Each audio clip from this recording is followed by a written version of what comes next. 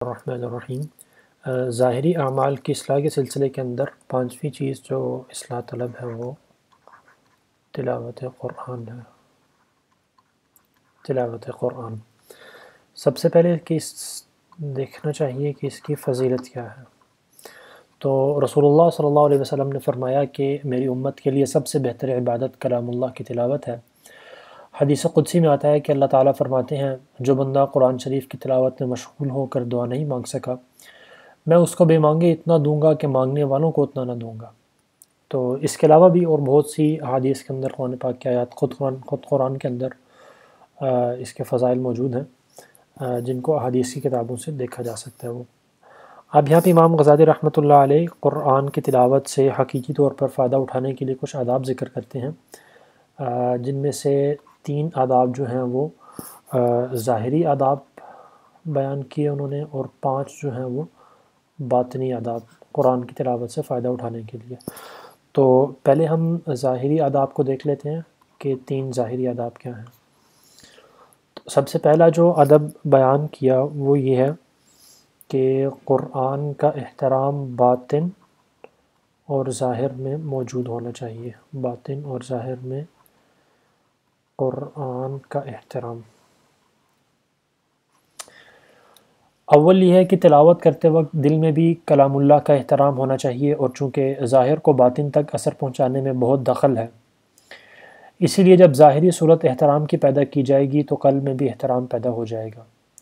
اور ظاہری احترام کی صورت یہ ہے کہ وضو کر کے نہایت سکون کے ساتھ سر کو جھکائے ہوئے قبلہ کی طرف منہ کر کے 2 زانوں اس طرح بیٹھا جائے جیسے استاد کے سامنے ایک شاگرد بیٹھتا ہے، اور تجوید کے مطابق حروف قرآنیہ کو مخارج سے نکالا جائے، اور ایک حرف کو دوسرے سے علیحدہ علیحدہ ٹھہر کر تلاوت کی جائے۔ حضرت ابن عباس رضی اللہ تعالیٰ عنہ فرماتے ہیں کہ اگر میں سورۃ انا انزلنا اور القاریہ یعنی چھوٹی صورتیں سوچ کر تلاوت کروں تو اس سے بہت زیادہ بہتر ہے کہ میں سورہ بقرہ اور آل عمران فر پڑھ جاؤں۔ یعنی فر پڑھنے سے مراد یہ ہے کہ اس کے اندر نہ خیال رکھا اس کی تجوید کا، نہ خیال رکھا اس کو سمجھنے کا، اور بس ایک طرح سے یعنی پورا کرنے کے لیے اس کو گزار دیا بس۔ تو اس سے کہیں بہتر ہے کہ انسان چھوٹی صورتوں کو پڑھ لے۔ تو پہلا ادب تو یہ ہے کہ ایک تو یہ ہے کہ ظاہر اور باطن کے اندر قرآن کا احترام موجود ہو کہ یہ اللہ تعالیٰ کا کلام ہے۔ دوسرا یہ ہے کہ ظاہری صورت جو ہے انسان جب تلاوت کر رہا ہو تو وہ ادب والی ہو، اور ساتھ یہ ہے کہ اس کے اندر قرآن کی تلاوت کرتے ہوئے ٹھہر کر تجوید کے مطابق اس کو پڑھا جائے۔ وہ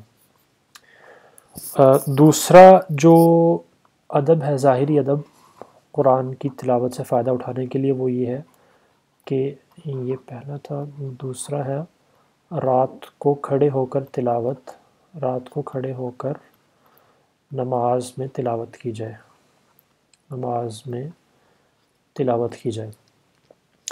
کبھی کبھی فضیلت کے انتہائی درجے کے حاصل کرنے کا شوق بھی انسان کے اندر پیدا ہونا چاہیے، کیونکہ تم آخرت کی تجارت کے لیے دنیا میں آئے ہو، اس لیے جہاں تک ممکن ہو زیادہ نفع کمانے کی کوشش کرو۔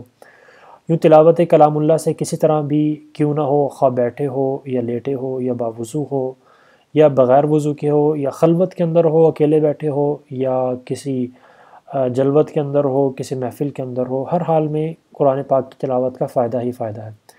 مگر سب سے زیادہ نفع یہ ہے کہ شب کے وقت یعنی رات کے وقت مسجد میں بحالت نماز کلام اللہ پڑھو۔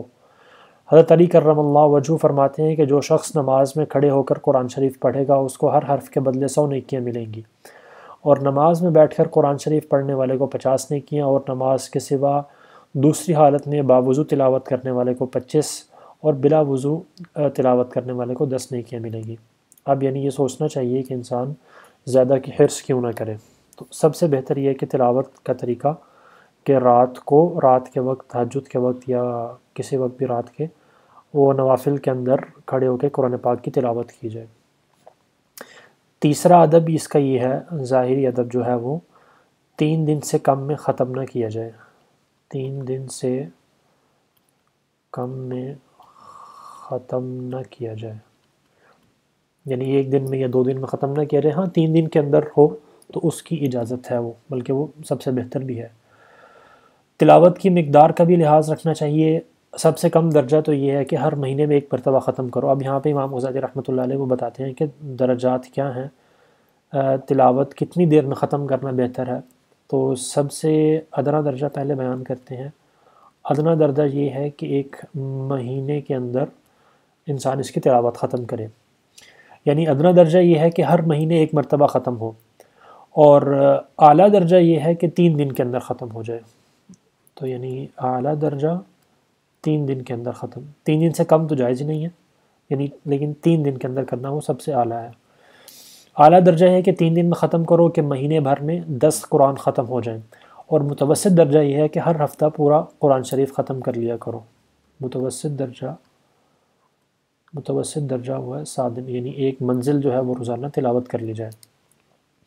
3 دن سے کم میں قرآن مجید ختم کرنا مکروہ ہے، کیونکہ سمجھ نہ سکو گے اور بلا سمجھے پڑھنا گستاخی ہے۔ یہ نہ سمجھو کہ جب تلاوت کلام اللہ نافع ہے، یعنی فائدہ مند ہے، تو جس قدر بھی تلاوت کی جائے گی اس سے فائدہ ہی ہوگا اور اسی قدر ثواب زیادہ ہوگا۔ یہ قیاس کرنا غلط ہے۔ یہ چونکہ رسول اللہ صلی اللہ علیہ وسلم نے 3 دن سے کم میں تلاوت کرنا اس سے منع کیا تھا، تو اس وجہ سے اس کے اوپر آگے سے یہ اشکال نہیں کرنا چاہیے تھا، یہ ذہن میں وساوس نہیں لانے چاہیے کہ جی قرآن کی تلاوت تو بہرحال فائدہ مند ہے، تو 3 دن سے کم پڑھنے میں بھی فائدہ ہی ہوگا۔ اس کی مثال ایسے ہی ہے کہ جیسے اگر کوئی طبیب جو ہے وہ مریض کو دوا دے تو اس سے فائدہ ہوتا ہے مریض کو، لیکن اگر وہ مریض طبیب کی بتائی ہوئی مقدار سے زیادہ دوا کھانا شروع کر دے تو اس سے اس کو نقصان بھی ہو سکتا ہے، یا شاید اس کی موت بھی ہو سکتی ہے وہ۔ تو اس وجہ سے اس طرح کی اعتراض ذہن میں نہیں لانے چاہیے۔